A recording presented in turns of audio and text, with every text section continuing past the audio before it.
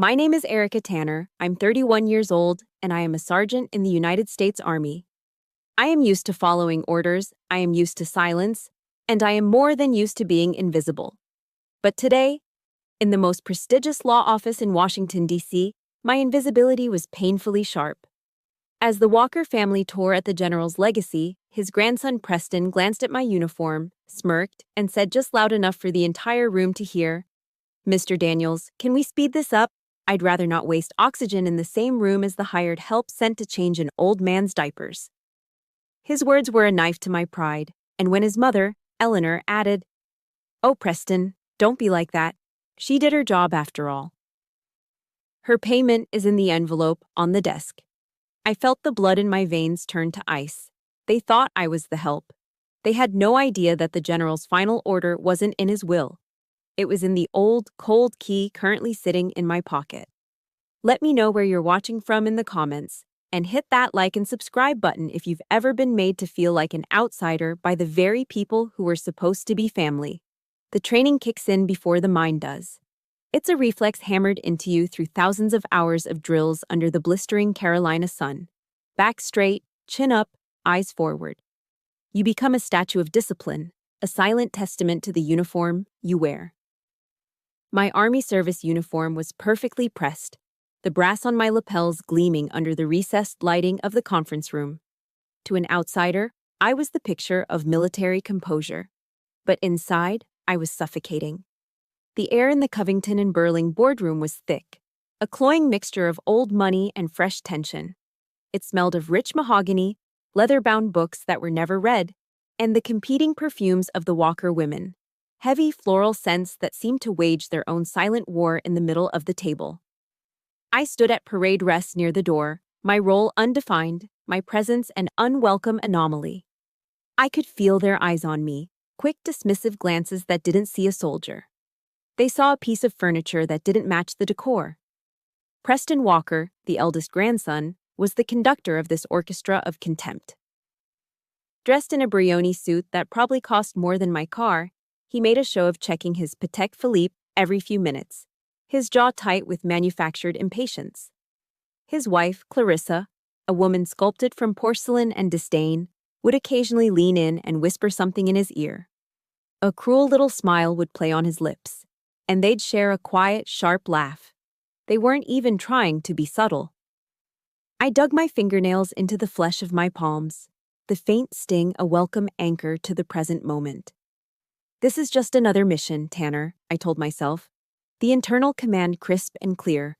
Observe, report, and do not engage. But my body betrayed me. A familiar dryness crept into my throat, the kind you get before a long ruck march, the kind that tells you you're already dehydrated. I felt like a specimen under a microscope, and every breath I took felt borrowed from their rarefied air. The men in the room, uncles and cousins, all bore the same mark of their tribe, heavy West Point rings on their fingers. Their conversation was a low hum of defense contracts and upcoming regattas in Annapolis, a language of power I understood but could never speak. They spoke around me, through me, as if I were a ghost. Then Mr. Daniels cleared his throat. He was a portly man with a kind face, but today his expression was all business, a legal fortress against the family's avarice. He began to read General Walker's last will and testament. The numbers were staggering.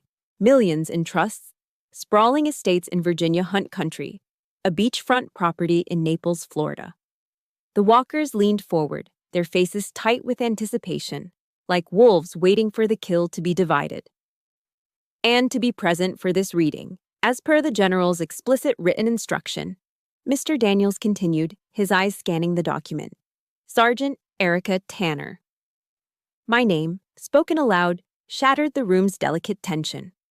From across the table, Preston let out a sound, a soft, dismissive pfft, a puff of air that carried more insult than a shouted curse. It was the sound of something insignificant being flicked away. I kept my eyes locked on a point on the far wall, focusing on the grain of the wood. Do not engage.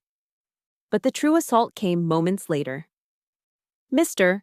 Daniels arrived at a clause detailing a small trust set aside for those who provided dedicated care in the general's final months. Before he could even finish the sentence, Preston's mother, Eleanor, a woman with a ramrod posture that matched my own, turned her cold blue eyes directly on me. "Her payment is in the envelope on the desk, Sergeant," she said, her voice smooth and coated in a veneer of condescending politeness. "Thank you for your service." The words landed like a physical blow. In that single, elegantly delivered sentence, she had stripped me of my rank, my dignity, and my purpose. She had reduced my final silent duty to the general, a duty performed out of respect for a fellow soldier, into a cash transaction. It wasn't just disrespect, it was a public execution of my honor. The blood in my veins didn't just feel cold, it felt like it had stopped moving altogether, a frozen river of humiliation. The room was silent, the family watching me, waiting for a reaction. For me to flinch, to crumble, to take the envelope and disappear. I did none of those things. I simply stood there, my spine a steel rod. It was then that Mr. Daniels, seemingly sensing the need to move forward, asked the question that lit the fuse. "Sergeant Tanner," he said, his voice gentle but firm, "for the record, do you know the identity of your biological parents?" The air was sucked out of the room. Every ounce of their previous contempt now sharpened into a single point of cruel, predatory curiosity. Preston leaned back in his chair, a slow, malicious grin spreading across his face. "Oh, for God's sake," he drawled, his voice dripping with theatrical sarcasm. "Don't tell me my father knocked up another one of the staff?" The old man certainly had a taste for waitresses. That was it. The shot was fired. It wasn't just at me anymore. It was an attack on my mother, a woman he'd never met, a woman I barely knew myself. A white-hot rage, an emotion I had been trained for years to master and suppress, surged in my chest. It felt like a live grenade. My training screamed at me to contain it, to lock it down. So I did the only thing I could.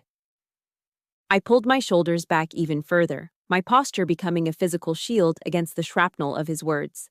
I would not give them the satisfaction of seeing me break. Just as the tension reached its peak, Mr. Daniels brought his hand down flat on the table. The sound was a sharp, authoritative crack that silenced the room instantly. "That is enough, Preston," he commanded, his lawyerly demeanor replaced by the raw power of an executor. "Sergeant Tanner's presence here is a non-negotiable requirement of the generals. All will be explained in due course." He looked at me then, and in his eyes I saw a flicker of something I hadn't expected, a mixture of deep sympathy and a stern command. It was a look that said, "Hold the line, soldier." The meeting eventually concluded with the walkers sweeping out of the room, their greed momentarily soured by the unresolved mystery of my presence.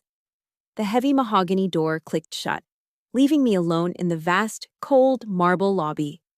The silence was deafening, broken only by the echo of Preston's final, venomous words. The lawyer's question about my parents swirled in my head, a painful, unanswered variable in the equation of my life. I was no longer just a soldier finishing a mission. Standing there, in the heart of their power, I had become the target in a war I didn't even understand. Standing in that cold marble lobby, the echoes of Preston Walker's insults faded, replaced by the much louder ghosts of my own past. His words were just the salt in a wound that had been open for 22 years.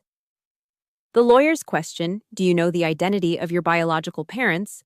was the key that unlocked it all, and my mind, without permission, drifted back. Back to a small, perpetually damp apartment in Fayetteville, North Carolina, just outside the gates of Fort Bragg. We were what they call military brats, but without the benefits of living on post. Our life was a series of off-base apartments with peeling paint and questionable plumbing, always just on the edge of the world we served. And in that world, my mother, Madison, was my entire universe. She was a tough, no-nonsense woman who worked 2 jobs and still managed to have a hot meal on the table every night. But she had a secret, a sadness she kept locked away. I was 9 the first time I saw it. I came into the kitchen for a glass of water and found her sitting at our small formica table, the afternoon light casting long shadows across the linoleum floor. In her hands, she was holding an old, worn wooden box. It was dark, maybe walnut, and the corners were smooth and rounded from years of handling. The lid was slightly ajar, and I caught a glimpse of what was inside. The glint of a silver dog tag, a faded photograph of a soldier I didn't recognize. Her gaze was distant, lost in a place I couldn't see. It was a profound, adult sadness, the kind a child can feel but never understand.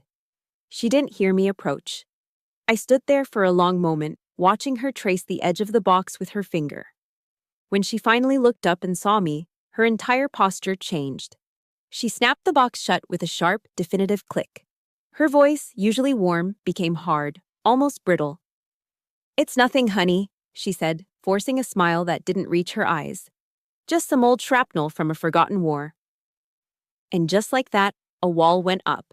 It was an invisible barrier, but it was as real as the chain-link fence surrounding the base. I knew, even at 9 years old, that this was off-limits. The box, the photo, the man in it, they were part of a battle she was still fighting alone, a territory I was never allowed to enter. I never asked about the box again. But the emptiness it represented found other ways to haunt me. The memory that followed was sharper, more painful. I was in the 6th grade, that awkward age where fitting in is more important than breathing. Our middle school was hosting its annual father-daughter dance. The week leading up to it was a flurry of excitement. My friends Sarah and Jessica chattered endlessly about their new dresses from JCPenney, about who they hoped would play the slow songs, about how their dads were going to drive them. I listened in silence, a knot tightening in my stomach. That night, I found my mom in the living room, folding laundry. I asked the question with the fragile hope of a 12-year-old. "Mom," I started, my voice small. "Can I go?" She stopped folding. She held a t-shirt in her hands, her knuckles white. The silence stretched for what felt like an eternity, filled only by the hum of the refrigerator from the kitchen. Finally, she put the shirt down, came over, and pulled me into a fierce hug. Her embrace was my fortress, my safe harbor, but it couldn't protect me from this. "We're a team, Erica," she whispered into my hair, her voice thick with an emotion I couldn't name. "I'm the commander, you're my soldier, we don't need anyone else." That night, I stayed home. I sat in my bedroom window, watching the cars pull up to the school gymnasium across the street. I could hear the faint thump of the music, the muffled bursts of laughter carrying on the humid Carolina air. Every beat of the bass was a reminder of my otherness. The feeling of being left behind, of being fundamentally different from everyone else in the world, had never been so clear. It was the first time I understood that the empty space where a father should have been wasn't just a missing name on a birth certificate. It was a tangible void, a scar that burned brightest on nights like this. My mother passed away from a sudden illness when I was 18. Just like that, my commander was gone, and I was a soldier without a unit. I stood at a crossroads. I could keep my job waiting tables at the Waffle House on Bragg Boulevard, serving coffee to soldiers coming off late shifts, my life forever on the periphery of the world I grew up in. Or I could do something else, something to change my own destiny. One evening, I walked to the edge of the base, to the fence that had always separated my world from theirs. I leaned against the cold metal, watching the soldiers running drills on the field under the harsh glare of the high-voltage lights. I watched their synchronized movements, heard the rhythmic cadence of their calls. I didn't see the hardship, I saw purpose. I saw a family forged not by blood, but by shared struggle and mutual respect. A place where your worth was measured by your actions, your integrity, your commitment. Not by who your father was or wasn't. That was the night I made my vow. I'm going to enlist, I promised myself, my breath fogging in the cool air. I'm going to build my own identity. I will never again let anyone else have the power to define who I am. It wasn't a reckless decision made out of grief. It was a calculated act of survival. And now, standing back in the cold marble reality of the present, the bitter irony of it all washed over me. I had spent more than a decade in the Army doing exactly that. I had forged an identity from sweat, discipline, and dedication. I had built a name for myself based on honor. And in less than 5 minutes, the Walker family had demolished it all. They had reduced me back to zero, to nothing more than a nameless, rootless girl with a questionable past. Preston's sneering words weren't just a personal insult. They were a negation of my entire life's journey, a dismissal of every drop of sweat, every tear, every ounce of blood I had poured into becoming the woman I was. The familiar, helpless anger began to boil inside me, the same anger that 12-year-old girl felt looking out her window. But then another thought cut through the rage, sharp and clear. No. I'm not that 9-year-old girl staring at a locked box anymore. A new fire began to smolder in the pit of my stomach. It wasn't the hot, reckless fire of my youth. This was different. It was a slow, controlled burn. A pilot light of determination, just waiting for the right moment to ignite. If you've ever had to build your own strength from the ground up because you felt like you had no one else, hit that like button to show your support. And in the comments, just type a simple, "I did it," to honor your own journey. The slow-burning pilot light in my gut ignited the moment the boardroom doors swung open.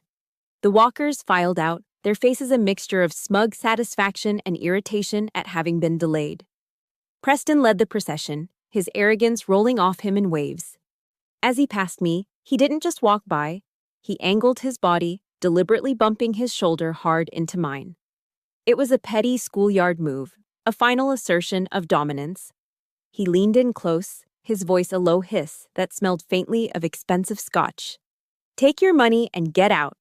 This world isn't for your kind." My training is to de-escalate, to remain impassive. But my instinct, the one honed on the streets of Fayetteville, was to react. I didn't move a muscle, but I met his gaze. My eyes, I'm sure, were as sharp and cold as bayonets. I didn't need to say a word. He saw the fight in me, and for a split second, his smirk faltered. Before the moment could break, Mr. Daniels appeared in the doorway, his presence filling the frame. His voice wasn't loud, but it cut through the tension like a drill sergeant's command on a silent morning. "Mr. Walker," he said, the title Mr. sounding more like an indictment than a courtesy, "your conduct is shameful." The entire Walker clan froze, turning to stare. Mr. Daniels ignored them, his gaze finding me. "Sergeant Tanner, would you please come in?" His words were a shield. His unexpected defense sent a ripple of shock through the family. I saw Eleanor's perfectly powdered face tighten, her lips a thin, disapproving line. For the first time all day, I felt a crack in the ice that had formed around my heart. A tiny, unfamiliar warmth seeped through. I gave Preston one last level look before stepping past him, my back ramrod straight, and followed Mr. Daniels into his private office. The heavy oak door closed behind us with a soft, satisfying thud, shutting out the viper's nest. Through the frosted glass panel, I could just make out Preston's silhouette, gesturing angrily at me while talking to his sister. He was pointing, laughing. Even now, he couldn't resist. But in here, the air was different. It was safe. Mr. Daniels's office was a sanctuary of quiet power, floor-to-ceiling bookshelves, a faint smell of pipe tobacco and old paper, a large window overlooking the bustling streets of D.C. He was more than a lawyer. He was a keeper of secrets, a guardian at the gate. He gestured to a leather armchair, but I remained standing. I was still on duty. "Sergeant," he began, his voice low and serious, "what I'm about to tell you, General Walker kept confidential for over 30 years. He walked over to a heavy safe concealed behind a painting and returned with a single manila folder. It was stamped with a single, stark word in red ink. Top secret. He laid it on his polished desk. My heart began to pound a slow, heavy rhythm against my ribs. The general asked me to unseal this only in the event of his passing, and only for you. My hands felt numb as I opened it. The first thing I saw was a photocopy of a birth certificate. The name on it was foreign to me, Madison Carter. My mother's name. Underneath it was a single sheet of paper with the general's official letterhead. The handwriting on it was shaky, the script of a man whose body was failing him. But the pressure of the pen on the paper spoke of unwavering authority. There were only 6 words. Find her, protect her at all costs. I stared at the words, my mind refusing to process them. Find who? Protect who? Mr. Daniels seemed to read my confusion. "In his final days, Sergeant, the general began to suspect a deeper connection between you and his past. It was more than just your shared background at Fort Bragg. It was something in your eyes, he said. Something familiar. He explained that the general, frail and confined to his bed, had spent hours telling him stories, piecing together a puzzle that had haunted him for decades. My assignment to his care, a random posting from the Army Medical Command, had been the final, astonishing piece. Your mother, Mr. Daniels continued, his voice gentle now. Her name was Willow Spears. She was a private first class, a combat medic. He slid a photograph across the desk. It was a grainy, black and white picture of a U.S. Army medical team, dated 1991, Fort Bragg. There were a dozen faces, all young, all smiling for the camera. And in the middle of the back row, I saw her. It was my mother's face, but younger, brighter. Her eyes filled with a fiery passion I had never seen. She looked happy. And standing directly behind her, one hand resting protectively on her shoulder, was a young captain with a confident, easy grin. It was Raymond Walker. He believed, Mr. Daniels said, his words landing like mortar shells, that Willow was his younger sister, the one who disappeared without a trace after a family tragedy. Sergeant, General Walker was your uncle. The room tilted. A grenade had just gone off in my mind, the shrapnel of this new reality tearing through everything I thought I knew. The locked wooden box, my mother's secrecy, her strange, fierce insistence that we were a self-contained unit. Every disconnected piece of my past suddenly slammed together, forming a picture I couldn't yet bear to look at. My mother, a soldier. The general, my uncle. Before I could find my voice, before I could even formulate a question, Mr. Daniels held out his hand. Resting in his palm was a key. It was an old-issue military footlocker key made of brass that had gone dull with age and use. It felt heavy, substantial. This is not part of the will, he said, his tone shifting back to one of official gravity. This is a final order. He closed my fingers around the key. It opens a personal footlocker in the general's study at his private residence in Great Falls, Virginia. He said you would know what to do. He went on to explain the general's reasoning. He hadn't reached out sooner for two reasons. First, he was afraid of disrupting the quiet, hidden life that my mother had so carefully constructed for us. He respected her strategic retreat. And second, more importantly, he feared the greed of his own family. He knew what they were capable of. The request for me to be his caregiver wasn't just for medical support, it was a final reconnaissance mission. A way to see his niece one last time, to confirm his suspicions without alerting the enemy. I looked down at the key in my hand. The cold metal bit into my palm, a solid, tangible piece of a life I never knew I had. This was no longer about their insults. It was no longer about a paycheck in an envelope. This was about a soldier's final command. This was a mission. The brass key felt like a lead weight in the pocket of my uniform as I drove my Ford F-150 out of D.C. The city's angry traffic and concrete canyons slowly gave way to the winding, tree-lined roads of Great Falls, Virginia. This was a different world. Here, power wasn't shouted from skyscrapers. It was whispered from behind 100-year-old oak trees and long, gated driveways. The houses were vast, hidden estates, fortresses of quiet influence belonging to the political and military elite. I followed the GPS until it announced I had arrived. Before me stood a pair of imposing wrought iron gates, flanked by a low stone wall that disappeared into the dense woods.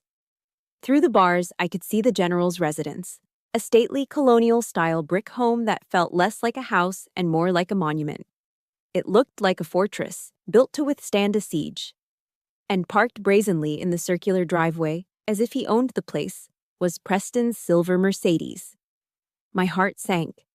The fragile sense of purpose I'd been nursing since leaving the lawyer's office evaporated, replaced by a cold dread. I wasn't ready to face them again. Not here. Not in this place that was supposed to hold answers. Taking a deep breath, I pressed the button on the call box. There was a soft buzz, and the heavy gates began to swing inward with a low, hydraulic hum. Waiting at the end of the drive was an elderly woman. She was slender, with a crown of perfectly coiffed silver hair and a crisp gray housekeeper's uniform. She stood with a quiet dignity that seemed to rival the house itself. This had to be Mrs. Avery, the General's longtime housekeeper. As I pulled my truck to a stop, she didn't look at the vehicle. Her eyes, sharp and intelligent, were fixed on me, on the soldier stepping out of it. "Sergeant Tanner," she said. Her voice was warm but carried the formal weight of years of service. It was a voice that commanded respect without ever having to raise it. "Ma'am," I replied, giving a slight nod. "The General said you would come," she continued, a faint, sad smile touching her lips. "He said a good soldier never leaves a mission unfinished." Her gaze flickered toward the main house. I could hear Preston's voice, loud and imperious, barking orders at someone inside. A fresh wave of anger and anxiety washed over me. Mrs. Avery must have seen it on my face. "This way, please," she said, her tone becoming quietly conspiratorial. "Some battles are best fought away from the front lines." She turned and led me away from the main entrance, down a side path made of crushed gravel that crunched softly under my boots. It was a simple, subtle act of protection, but it felt monumental. She was rerouting me, guiding me around the source of conflict, creating a safe passage into the heart of the fortress. As we walked through a manicured English garden, fragrant with late-blooming roses, she was silently telling me something the rest of the walkers never could. "You belong here." They were the invaders. I was the expected guest. The path led us to a side entrance that opened directly into a vast, country-style kitchen. The change in atmosphere was immediate and overwhelming. The air here wasn't sterile and tense like the DC law office. It was warm and alive. It smelled of freshly brewed coffee, lemon polish, and something sweet and spicy that instantly made my stomach rumble: gingerbread. "Please sit," she said, gesturing to a sturdy wooden chair at a large oak table in the center of the room. While I settled, she moved with an unhurried grace, taking a thick ceramic mug from a hook and filling it with steaming black coffee. She then opened a tin and placed a plate with 2 large, still-warm gingerbread cookies in front of me. The gesture was so simple, so maternal, it almost brought tears to my eyes. "The General loved these," she said, her voice softening as she looked at the cookies, her eyes gazing into a memory. "And so did his sister, Willow. Every time she came to visit her big brother, the first thing she'd do is run into this kitchen and demand gingerbread." Her words were a quiet confirmation, a thread of connection to the woman in the photograph. She wasn't just telling a story, she was handing me a piece of my own history, a legacy of gingerbread and sibling affection. I picked up a cookie. The warmth from it seeped into my fingertips, traveling up my arm and spreading through my chest, melting a small piece of the ice that had been lodged there for years.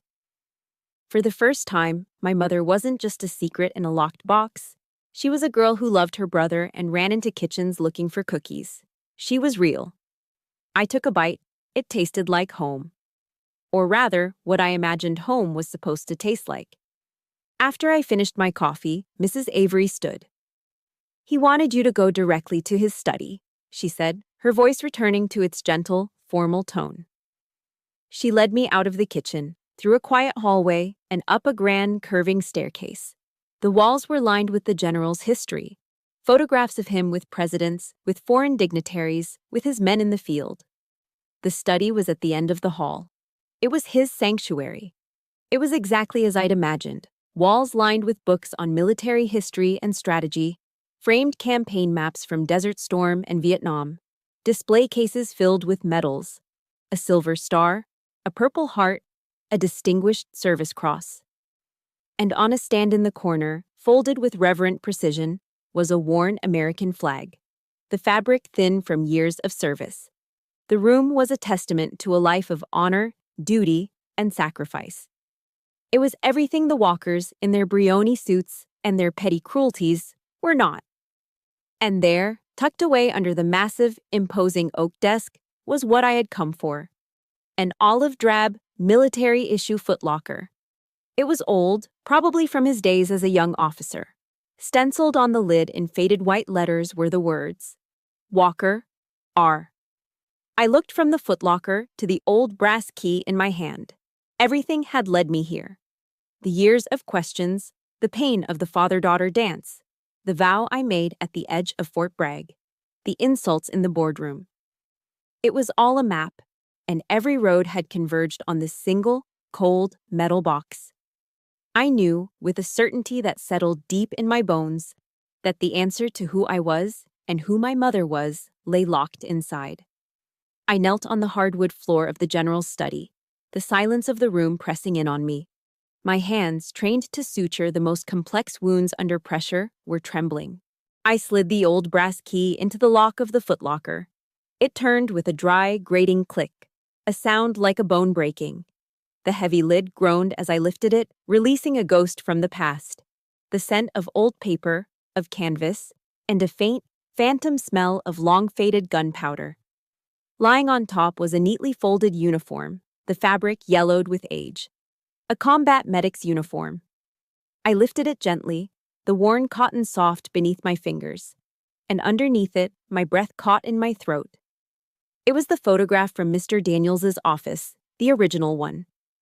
My mother, Willow, her face radiant with a joy I'd never known, dressed in the same uniform I now held. And beside her, Captain Raymond Walker, his arms slung protectively over her shoulder. They weren't just colleagues. They were comrades. They were family. Beneath the photo was a bundle of letters tied together with a faded blue ribbon. The handwriting was a graceful, feminine cursive, yet the confident strokes of the pen spoke of a woman with resolve. I untied the ribbon, my fingers fumbling. I sank to the floor, my back against the cold metal of the footlocker, and began to read. The first letter started simply, "Dearest Raymond, my only ally." My heart ached at the greeting. The early letters painted a picture of a life I could barely imagine for my mother. She wrote of the pride she felt serving at Fort Bragg, the camaraderie, the sense of purpose. She wrote of falling in love with a young soldier, a paratrooper with the 82nd Airborne, a man named David. Her words were full of hope and a simple, unadorned happiness. Then the tone shifted. The light in her letters began to dim. I read the next one, and the world began to spin. "Richard came to the base today, Ray. He drove down from D.C. It wasn't a social call. He knows about David. He does not approve. He said David is just some paratrooper, that his blood isn't good enough to mix with the Walkers. He said I was tarnishing the family name, that I was an embarrassment." My own blood ran cold. Richard, the general's older brother, Preston's father. The architect of the Walker dynasty, a powerful DC insider, a colonel at the time. I could feel the immense weight of his rank, his power, crashing down on my mother, a private first class with nothing but her honor. I picked up the next letter. My hands were shaking so badly I could barely read the words. "Ray, there was an incident in Panama. David." "Oh God, Ray, David is gone. He was killed in action. I've lost him. And now Richard is circling like a vulture. He knows I'm pregnant. He says the child, my daughter, belongs to the family. He says he'll use his power, his connections, to prove I'm an unfit mother and take her from me." A wave of nausea washed over me. I had to stop reading, pressing the heel of my hand against my mouth. My father wasn't just a nameless man. He was a hero who had died for his country. And my mother. My mother hadn't just lost the love of her life, she was being hunted by a monster who shared her blood. I forced myself to continue reading her frantic, desperate script. "He says he will raise her in the Walker tradition. He doesn't mean with love, Ray. He means like a tool for his ambition." I saw it in his eyes. It's a madness, a hunger for control. He doesn't want a niece, he wants an asset. The words suffocated me. The Walker tradition. I'd had a taste of it in that boardroom. The arrogance, the cruelty, the belief that they were above everyone else. They hadn't just inherited wealth, they had inherited a legacy of malice. Richard hadn't just threatened my mother, he had declared war on her. The final letter was on a single sheet of wrinkled, tear-stained paper. The ink was blurred in places, a permanent record of my mother's heartbreak. "I have to perform a strategic retreat, Raymond. It's the only way. I can't let him take Elizabeth from me. Don't look for me." Please, I'm begging you. It's the only way to keep her safe. If anyone asks, tell them I was a coward. Tell them I went AWOL. Let them hate me. I would rather carry this shame to my grave than let my daughter fall into his hands. Live a good life, my hero. All my love, Willow. Elizabeth. My name. At the very bottom of the footlocker, lying alone on the cold, hard metal, was a single dog tag. I picked it up. The metal was cool against my skin. I turned it over, and there, stamped into the silver, were the words I'd unknowingly been searching for my entire life. Spears, Elizabeth. That was it. The dam broke. The tears I had swallowed at the father-daughter dance, the tears I had choked back when my mother died, the tears I had refused to shed in that boardroom, they all came at once. A silent, gut-wrenching sob tore through me, the kind that leaves you hollowed out and gasping for air. My mother wasn't a deserter. She wasn't a disgrace. She was a soldier. A soldier who had been faced with an unwinnable battle against an enemy with overwhelming power. So she did what any good soldier would do. She made the impossible choice. She sacrificed her reputation, her honor, her family, everything, to protect her objective, to protect me. I clutched the dog tag to my chest, the sharp edges digging into my skin. The grief was a physical weight, crushing me. But underneath it, something else was stirring. The pilot light of determination I'd felt earlier roared to life, becoming a furnace of pure, cold rage. This was no longer just about my pain. This was about her sacrifice. A sacrifice the walkers had spit on. A sacrifice they would now answer for. My mission had just become crystal clear. This wasn't about inheritance anymore. This was about reclamation. I wasn't just fighting for myself. I was fighting for Private First Class Willow Spears.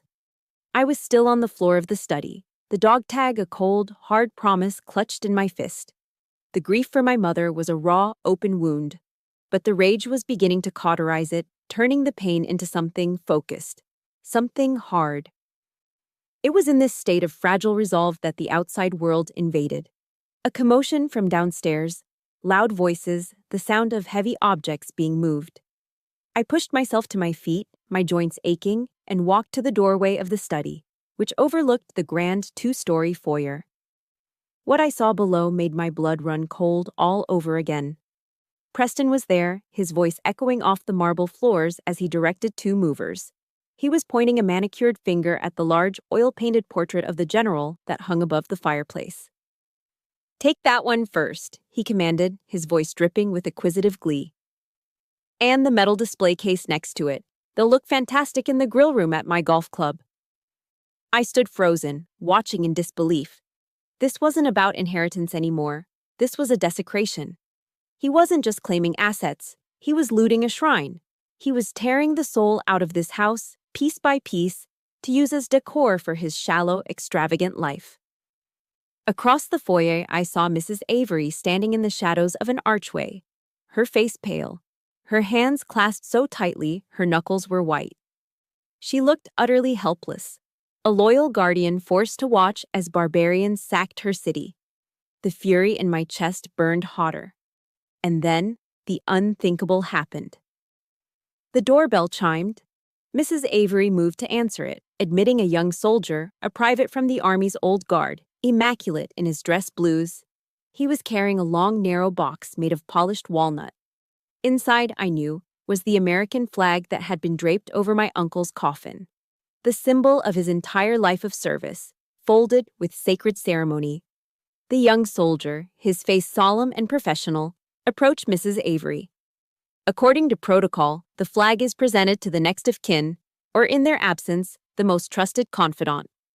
He was about to present it to her, but Preston stepped in, physically blocking his path. "I'll take that," he snapped, his voice sharp with entitlement. "I'm the primary heir." The private, clearly taken aback and confused by this breach of decorum, hesitated. Preston didn't wait. He snatched the wooden box from the soldier's hands. He didn't receive it with the reverence it deserved. He didn't even look at it. He simply grabbed it, turned, and tossed it carelessly onto a nearby armchair, as if it were a piece of inconvenient luggage. It landed with a dull, sickening thud. Then he immediately turned back to the movers. All right, let's get a move on. That thud was the sound of the last straw breaking. It broke something deep inside me. That flag wasn't just a piece of cloth. It was the embodiment of a sacred promise. It was the symbol of the general's sacrifice. It was the flag my mother, Willow, had served. It was the flag my father, David, had died for in the jungles of Panama. It was the flag I'd pledged my own life to. It represented every ideal I'd ever held dear: honor, duty, country.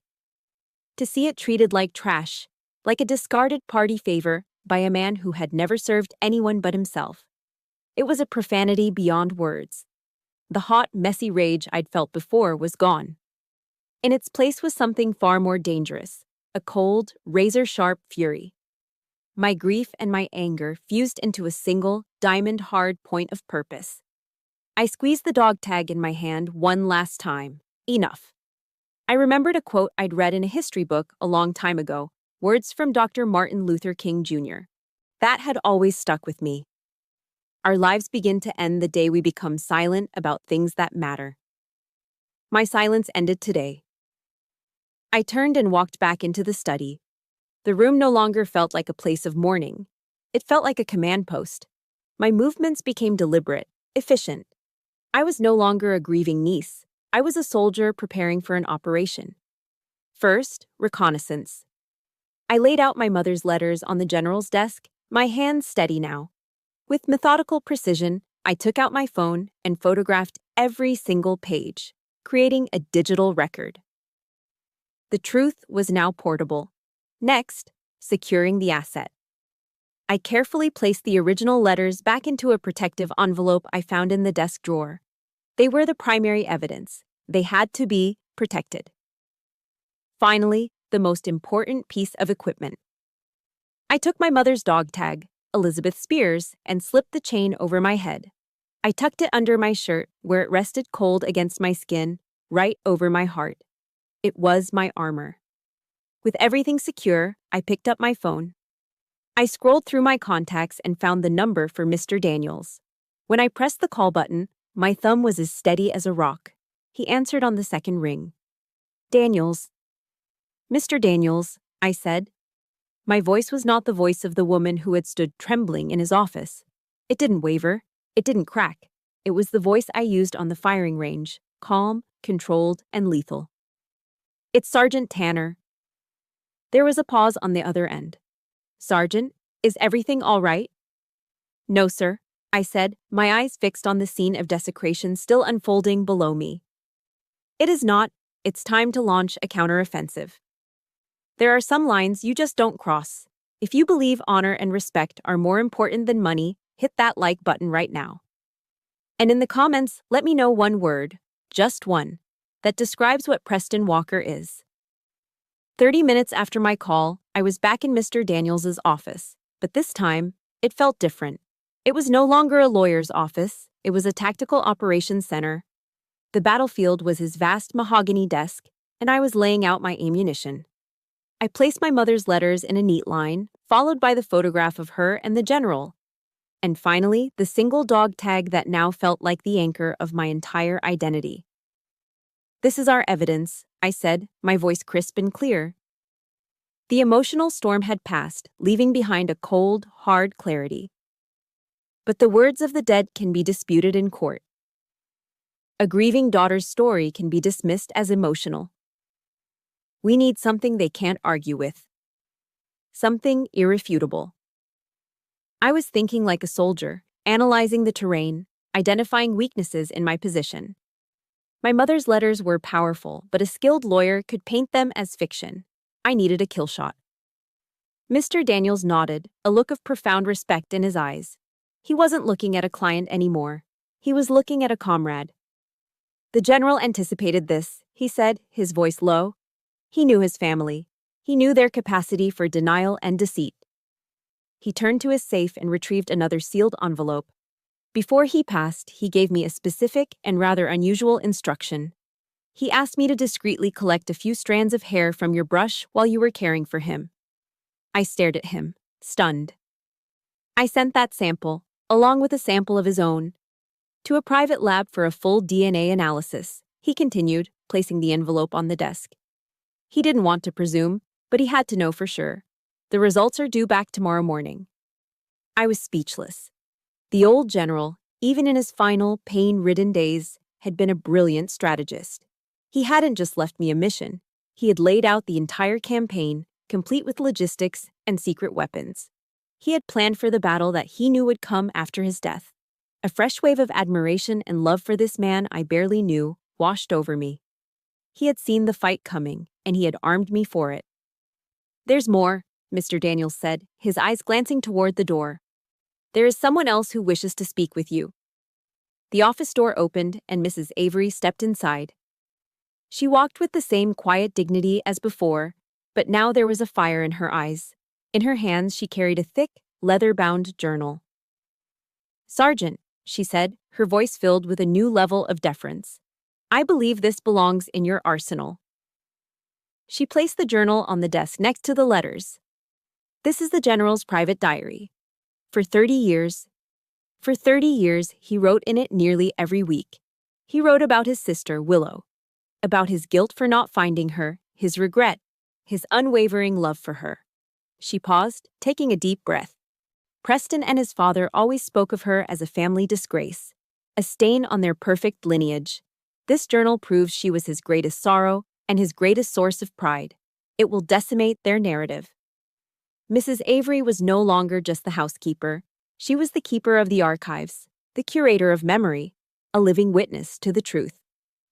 "I will testify to every word," she said, her voice shaking slightly but firm with conviction. "I have stood by in silence for far too long." The three of us stood there for a moment, an unlikely platoon assembled in a DC office: the lawyer, the housekeeper, and the soldier. A team united by loyalty to a fallen commander. The plan came together quickly, like a well-executed field operation. Mr. Daniels would be the commanding officer. He would summon the Walker family for an emergency family meeting the following morning, using the legal pretext of updating an addendum to the will. It was the perfect bait. Their greed would ensure their attendance. I would be the one to deliver the intelligence briefing. I would present the truth, not as a supplicant asking for a share, but as an officer of the U.S. Army, carrying out the final unwritten order of a 4-star general. Mrs. Avery would provide the corroborating testimony, the emotional truth that would support the hard evidence of the letters and the journal. And the DNA results. The DNA results would be the final, undeniable airstrike. I looked at my allies, a powerful attorney who held the keys to the legal kingdom and a loyal housekeeper who held the keys to the family's heart. For the first time in this fight, for the first time in my entire life, I wasn't alone. That night, I didn't return to the general's residence. The thought of sleeping under the same roof as the jackals who were picking it apart was unbearable. Instead, I checked into a modest hotel in Arlington, Virginia, just a short drive from the quiet, hallowed grounds of the National Cemetery. My room was simple, anonymous. I laid my freshly pressed Army service uniform out on the bed. Then I began my ritual, the same one I've performed before every important inspection, every formal ceremony. I took out my polishing kit and went to work on my low-quarter dress shoes. Back and forth, small tight circles with the cloth, the smell of wax polish filling the air. This wasn't about fear or nerves. It was a meditation, a way of focusing the mind before battle. As I worked the leather to a mirror shine, I thought about the man who lay at rest just a few miles away. I remembered him telling me once that the key to any successful operation was to know the terrain and know the enemy's strength before you ever fire a shot. I was following his doctrine. I knew the terrain of their arrogance, and I knew the strength of the truth I now possessed. When the shoes were done, I stood and faced the mirror. I no longer saw the lost little girl from Fayetteville. I no longer saw the humiliated sergeant from the boardroom.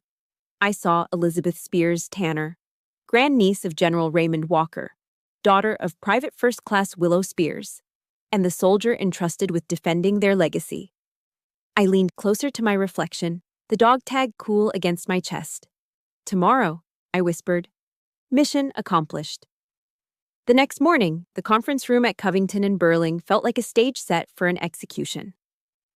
I arrived early, taking my seat at the far end of the long mahogany table. I was in my full Army service uniform, my shoes polished to a black mirror, my posture unwavering. I was not the same woman who had stood meekly in the corner of this room 2 days ago. I was an occupying force. The walkers arrived precisely on time, a flock of expensively dressed vultures descending for what they believed was the final feeding. They moved with an air of annoyed entitlement, their faces masks of impatience. Preston, predictably, spoke first, not even bothering to sit down. "Let's hope this is quick, Daniels," he said, adjusting the cuffs of his shirt. "My time is money." Then they saw me. A collective ripple of shock and anger went through them. Eleanor, Preston's mother, was the first to voice it. "What is she doing here?" she demanded, her voice sharp and accusatory. Mr. Daniels rose from his seat at the head of the table, his presence commanding the room. He didn't look like a family lawyer anymore.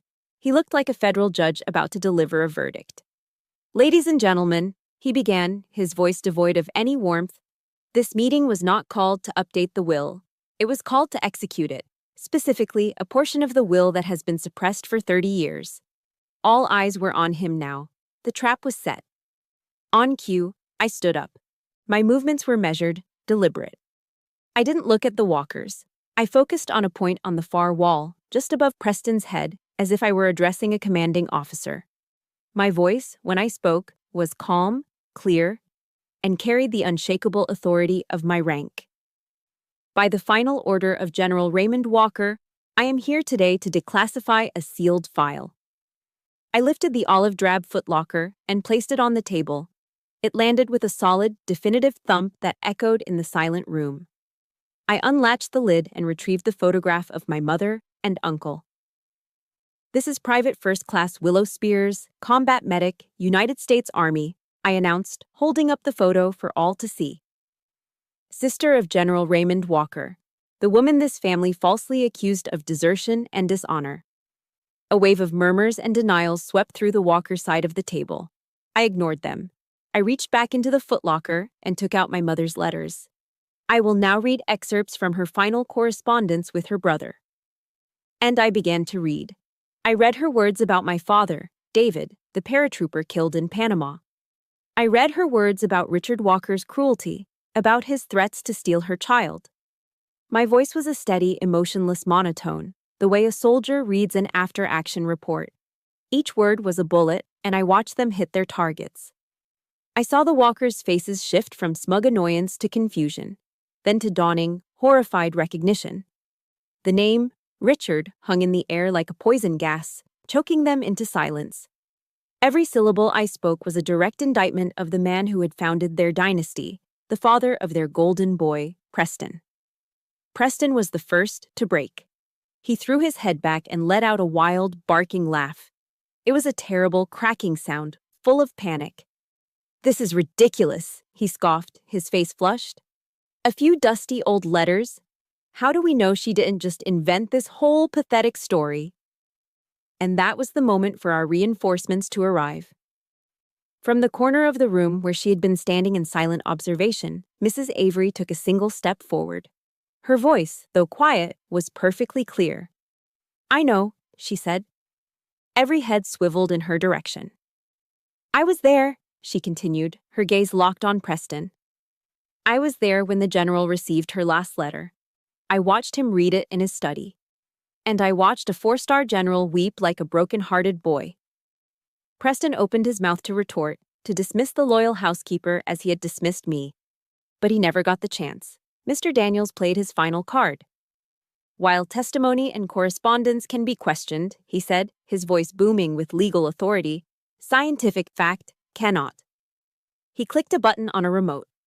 A large screen descended from the ceiling, humming to life. Displayed on it was the official letterhead of a certified DNA diagnostics lab. There were 2 genetic profiles, side by side. One labeled Walker, Raymond, General, U.S. Army. The other, Tanner, Erica, Sergeant, U.S. Army. And below them, in bold red letters that seemed to burn into the very air of the room, was the conclusion. paternal uncle-niece. Relationship, probability. 99.9999%. The room fell into a dead, suffocating silence. The kind of silence that follows a massive explosion when the world is just dust and ringing ears. It was over. Checkmate. For the first time, I allowed my eyes to meet theirs.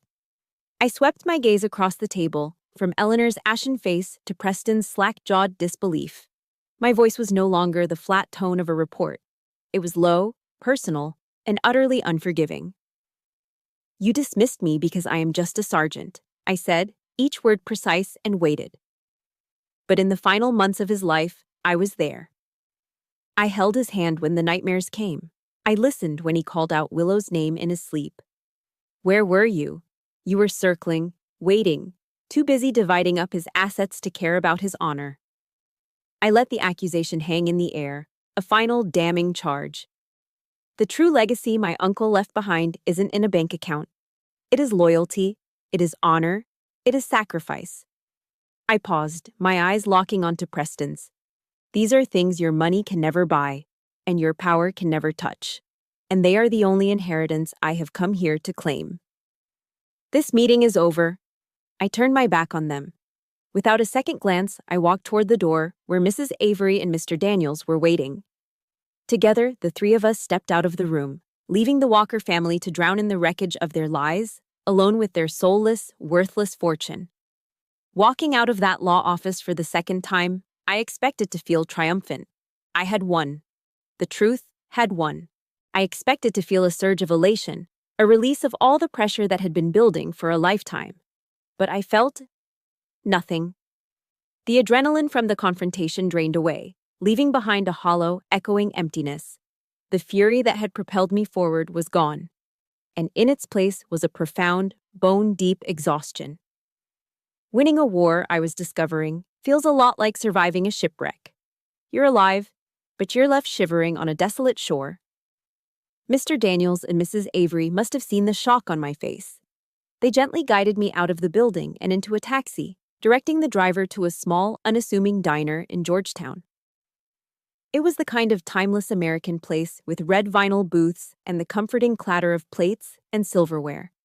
The air smelled of burnt coffee and sizzling bacon. It was so normal, so completely removed from the high-stakes drama I had just lived through, that it felt surreal. We slid into a booth, and a waitress with a tired smile took our order. I just asked for water.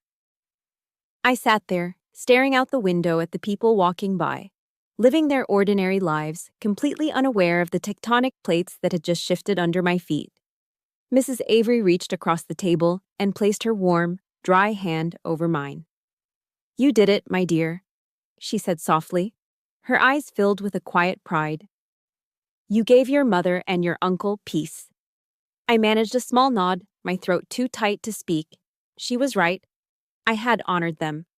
But as I sat there, I knew with a chilling certainty that while the battle with the Walkers might be over, the war inside my own head was just beginning. In the military, we're trained for combat, but nobody really trains you for the silence that comes after. I realized my fight with this family had been its own kind of PTSD, a trauma inflicted not on a foreign battlefield, but in the supposed safety of my own bloodline. A few days later, I was back at the general's residence, sorting through his personal effects. It was a somber, quiet task. I was surrounded by the artifacts of a noble life, each object telling a story of honor and duty. As I was carefully wrapping his West Point saber, my phone buzzed. It was an unknown number with a DC area code. My guard immediately went up. I answered. "Hello?" There was a pause, then a voice I now despised. "Elizabeth?" It was Preston. But his voice was stripped of its usual arrogance. In its place was a smooth, cloying tone that set off every alarm bell in my system. It was the sound of manipulation. I just wanted to say that I've been thinking," he began, his words slow and practiced. "This has all been a terrible misunderstanding. My father, he was just trying to protect the family name. That's all. But we're blood, you and I. No matter what. And I was thinking, maybe we can just put this all behind us. My mother is terribly upset. I listened in absolute silence. I waited for the words, "I'm sorry." I waited for an admission of guilt, a flicker of remorse, but they never came. All I heard were excuses, blame shifting, a pathetic attempt to leverage the very concept of family that he and his father had so brutally desecrated. He wasn't sorry for what they did. He was sorry they got caught. I took a long, slow breath. The old Erica, the girl who craved acceptance, might have wavered. But that girl was gone. I was no longer a soldier waiting for orders. I was the commander of my own life. I remembered the stories I'd heard in VA support groups, stories of veterans learning to draw new lines in the sand to protect their own peace. This was my line. "Preston," I said. My voice was as cold and hard as the steel of my mother's dog tag. "First," I said, "you will address me as Sergeant Tanner. Second, there was no misunderstanding. There was only greed and cruelty. And third," I paused, letting the weight of my final sentence settle. "Blood does not give you the right to inflict pain. This is the last time you and I will ever speak. Do not contact me again." I hung up before he could respond. Then, with a decisive tap of my thumb, I blocked his number. An incredible sense of power and relief washed over me. It wasn't the triumphant high I had expected, but something deeper, more meaningful. It was the feeling of a locked door, of a fortress wall being raised. I had just established my first sovereign border, and the peace I felt on my side of it was absolute. Forgiveness, I realized, doesn't mean you have to let someone back into your life to hurt you again. Sometimes the most powerful form of self-respect is a clean, permanent break, the no-contact rule. That evening, I sat at the general's magnificent oak desk. I took out a single sheet of his heavy cream-colored stationery and began to write. But this letter wasn't for the living. "Mom," I wrote, "today I told your truth. I reclaimed your honor. I hope, wherever you are, you can be proud. I'm no longer Madison Carter, the woman who had to run. I am Sergeant Elizabeth Tanner, and I'm going to live the life you sacrificed everything to give me." When I was finished, I folded the letter carefully. I walked over to the olive drab footlocker, the one that had held her story for 30 years. I placed my letter inside, right beside the faded blue ribbon that had bound hers. Then, I closed the lid. It shut with a soft, final click. A chapter of my life, a chapter of pain, of secrets, of running, was finally, truly, over. After the legal dust had settled and the walkers had retreated into their gilded silence, Mr. Daniels summoned me to his office one last time.